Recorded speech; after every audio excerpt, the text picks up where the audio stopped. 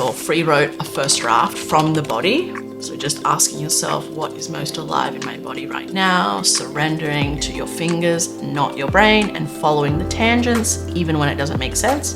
That's how we write. After you've done that, the first editing step is sitting down and identifying the heart of the scene, right? What is the heart of the scene? And this is going to happen on two levels. It's going to happen on an hello and welcome back to another episode of the Write with Chloe show. Holy shit. I don't know if I'm allowed to swear on these things, but I'm so excited for this episode because this is like, honestly, the creme de la creme of what I teach.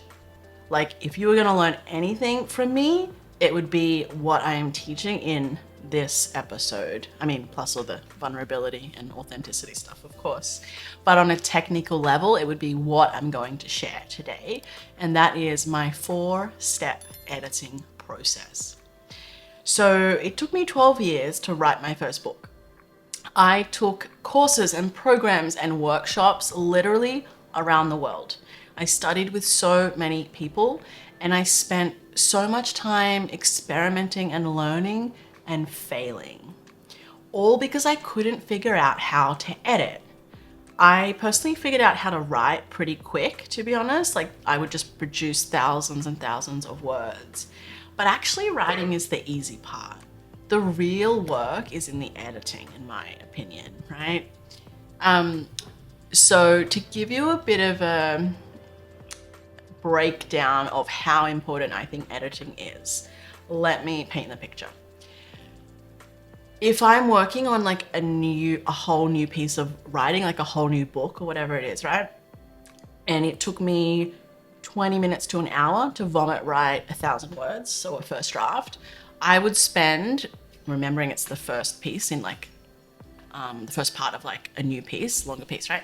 I would then spend like 5 hours up to 7 hours editing that 1,000 words that it took me an hour to write. That is the level, like 1 to 5, 1 to 6, 1 to 7, something like that. And then obviously once you've worked out your editing process and, you know, for the other scenes, then it's probably like about a ratio of like 1 to 2 or 3, I would say, okay? But even that, like most beginner writers think that editing is like just a quick checking for mistakes. That could not be further from the truth. Also, a lot of beginner writers think that they just have to write the work and then their publisher or editor will like clean up all the errors. That could not be further from the truth. What you will end up submitting to a publisher is going to be like your 10th draft, if not more, if not like 15th, right? Okay, and so I'm going to share my 4-step editing process today, but I want to say something first. Information does not equal integration. I'm going to say that again. Information does not equal integration. What equals integration is practice times repetition, and probably feedback from someone who's actually achieved what it is you're trying to achieve, i.e. publish a book. But still, get out a pen and paper or open your laptop if you haven't. This is an episode you want to be sitting down and taking notes for, because it is a little bit heady, it is a little bit in depth, right? Remember, we write from the body or intuition or soul, but we edit from the head or intellect. So bear with me, okay? But rest assured, I'm actually doing a free workshop soon on my 4-step editing process. So I'm going to pop the link below. And if it's like a little bit much just listening in your ears on your own, come along to the workshop.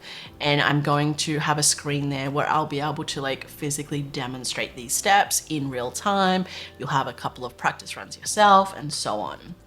So what I've found with my students, and I've been teaching writing now for over a decade, I've taught hundreds of students, some of whom have already had their debut book published, after my own book went on to win or get shortlisted for 3 national awards.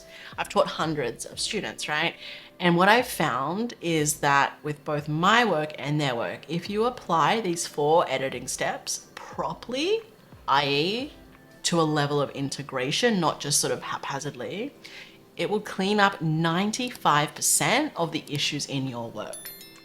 i.e. it's going to go from journaling private level quality work to pitch to an agent and get published level of work just from these 4 steps, right? Obviously you have to, excuse me. Obviously you have to like finish the rest of the book and there's other factors that go into it. But on sort of a scene level, 95% of the issues will be cleaned up by these 4 steps. Okay, so get your pen and paper out. Number 1, after you've vomit journaled or vomit dumped or free wrote a first draft from the body, so just asking yourself, what is most alive in my body right now? Surrendering to your fingers, not your brain, and following the tangents, even when it doesn't make sense. That's how we write.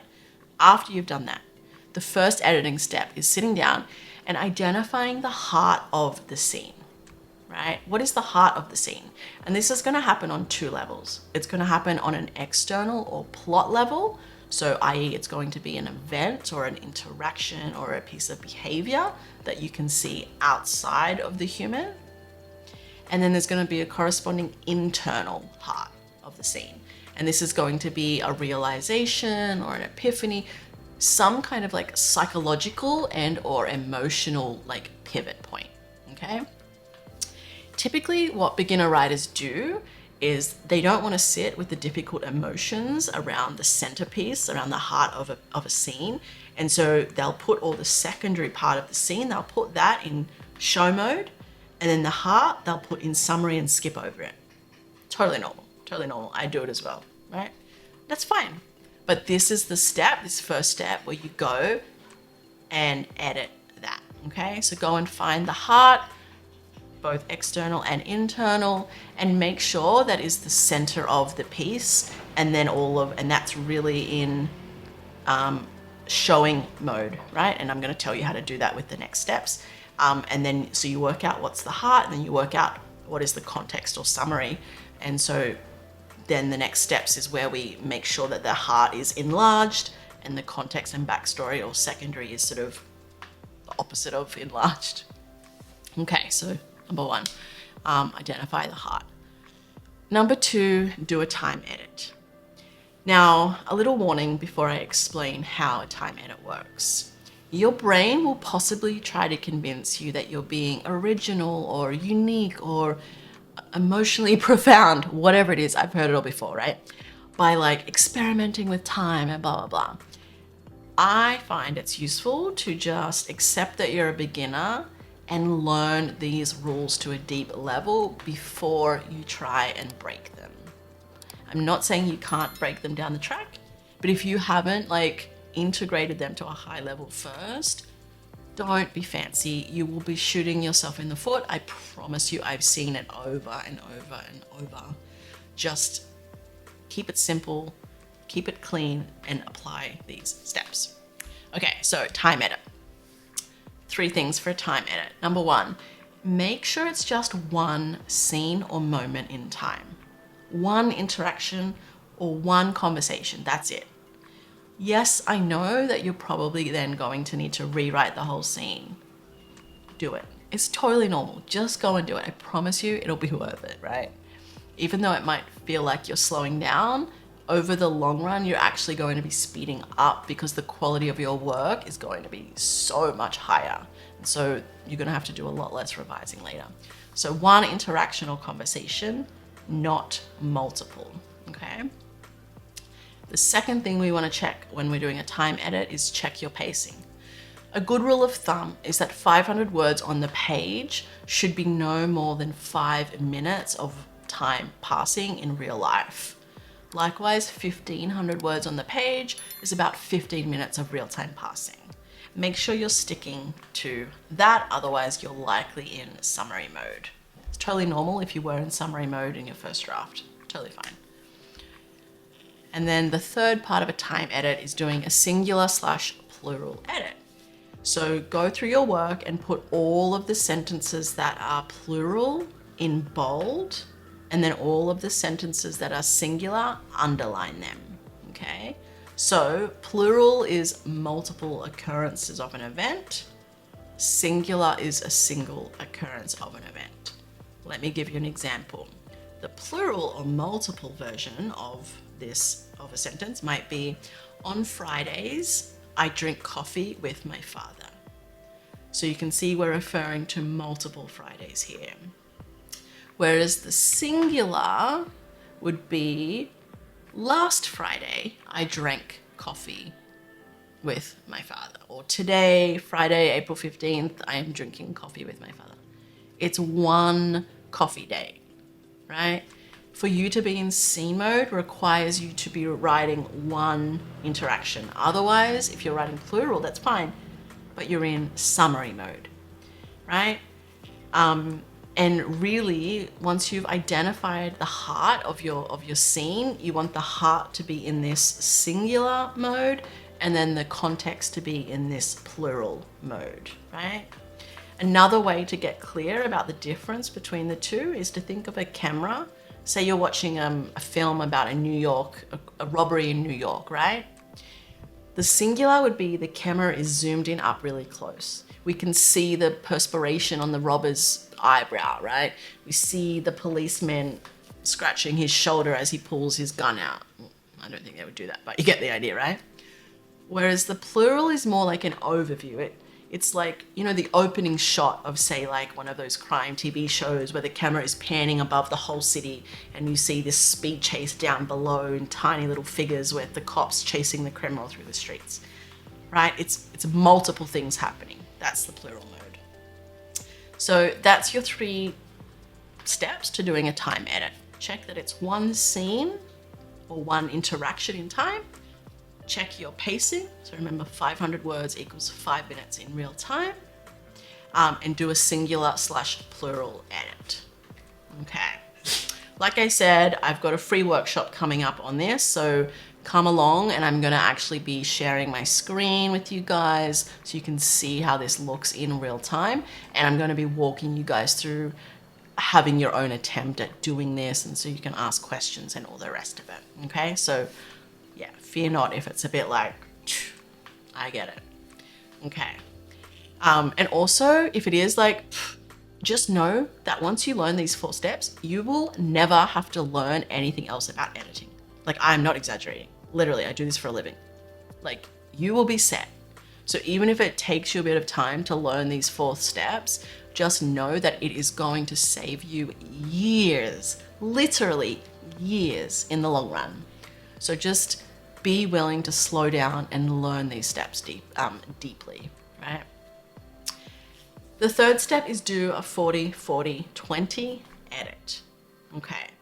So one more thing I forgot to mention, sorry, about the time edit. You wanna, in a single scene, you wanna roughly have about 70% in the singular or scene mode and 30% in summary. But like I said, I'll show you all that in real time on the screen in the workshop I've got. The link will be below. Okay, sorry, now back to step number 3, 40-40-20 edit. So what you want to do is go through your work and highlight all of the sentences or even half sentences in green that are about internal, so thoughts and feelings. Basically anything that when you're looking at another human, you cannot see. You don't know what I'm thinking right now. I could tell you that I'm thinking one thing, but actually be thinking something else, and you've got no way to prove it, right? It's internal. You don't know what I'm actually feeling. You don't know any of the physical sensations going on in my body, right? Because it's internal to me. So put all of those sentences in green.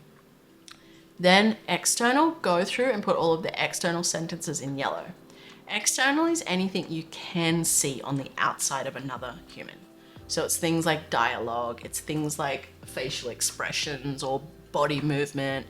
It's like basically usually plot events where 2 characters are interacting and you can physically see their behavior with your eyes, right? And then go through and pop anything to do with setting, i.e. time and place, in blue. Now, most people have usually basically their whole piece is just yellow and none of the other 2 colors, or their whole piece is green and maybe either none of the other 2 colors or a little bit of blue. It's totally normal. Don't need to beat yourself up about it. It doesn't help. Just go through this process and you'll be able to sort this out, I promise you. Okay, So then once you've done that, what you want to do is zoom out on the document.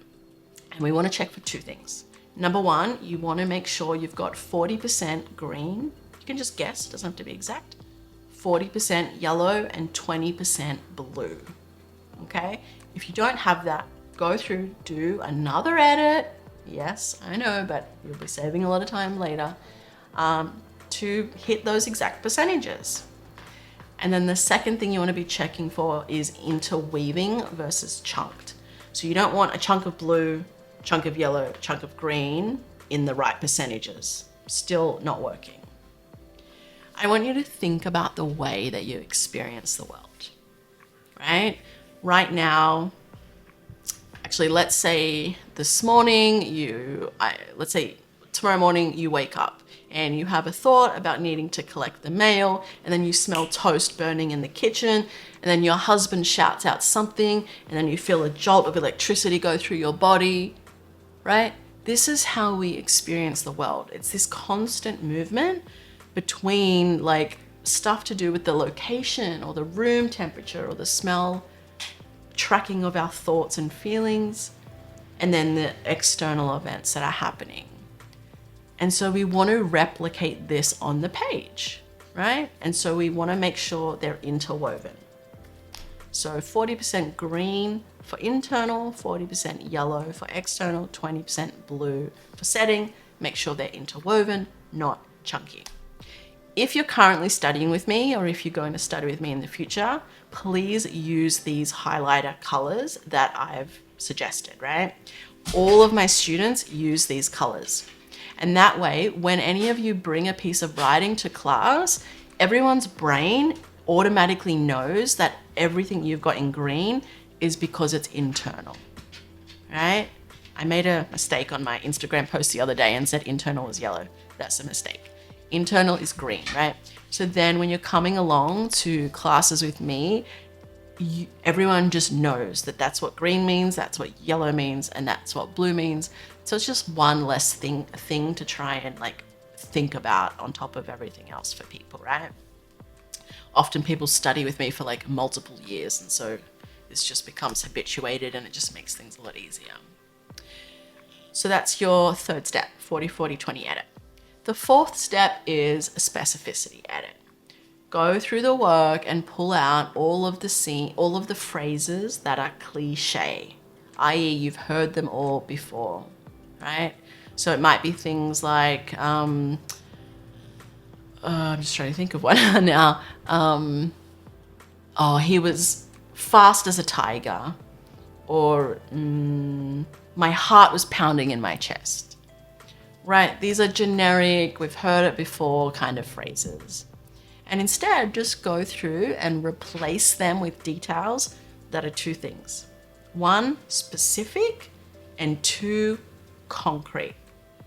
And even, honestly, even if you just did a specificity edit as a newbie writer, the quality of your work would jump up enormously as it is, right? So I'm just trying to think of an example. Instead of saying like,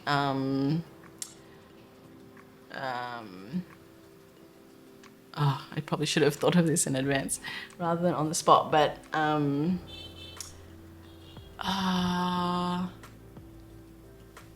when I see him, my heart jumps out of my chest. Instead of that, it's like, can you identify a specific physical sensation?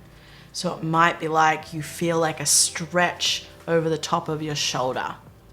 And can you just use that detail of the physical sensation instead of the generic, my heart was jumping out of my chest? Give us the physical, specific detail and make it concrete, not abstract, right? So concrete, like a thing that you can like touch with your hands or feel with your body rather than like an intellectual concept. Okay. So that was a quick overview. Please don't freak out if it feels like a lot. I work with students for multiple years just on integrating these 4 editing steps alone. Like honestly, we will spend a couple of years helping them integrate these steps. So it's okay if it's a bit like confusing.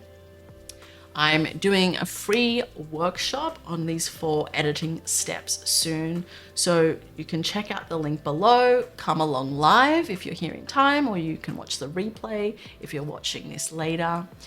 And then I've also got a 5-month program called Write from the Body, Edit from the Head, where you basically get a one-on-one session with me every fortnight, but in a group space. So the group is capped at 6 and each student gets 20 minutes of allocated time where you bring your writing, and then I give you individual feedback going through these 4 editing steps over a 5-month period. Because remember, integration comes from practice and repetition.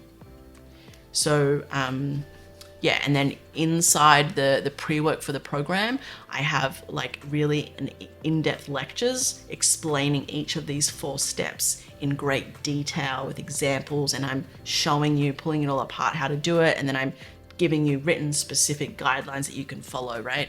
And so you go and you have access to all of that material, and then we meet as a group every fortnight, and there'll be 6 in your group, so it's really personalized and, you know, individually focused on your book, and you just make massive progress in a really short time. And then we have a group chat on Telegram where we stay accountable and talk about routine, process, mindset, and so on in between those live Zoom calls. So I'll pop the link below, but otherwise send me a message on Instagram. We can have a chat or jump on a quick call, and I can answer any questions you have and work out if you might be a good fit.